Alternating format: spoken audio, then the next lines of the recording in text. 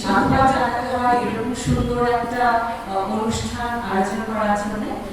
আর আমাদের ছাত্রছাত্রীরা আমরা এবছর থেকে সাগর রায়চৌধুরী পরিবার পরিষদের সাথে আমরা যুক্ত বিভিন্ন কাজে।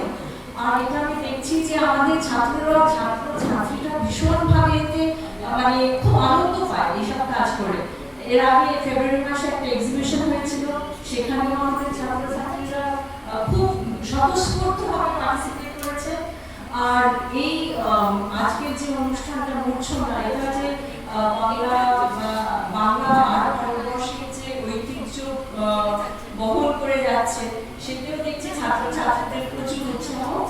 আর এটা মানে এই যে পরের প্রজন্মকে আমরা উৎসাহিত করতে পারছি, আর আমাদের যে ট্রেডিশনাল যে কালচারটা যেটা আছে সেটাকে যে বহন করে দেবে, যে আর যেটা মানে অ্যাপ্রিশিয়েট করতে পারছে, এটা আমাদের কাছে একটা বড় পাওনা।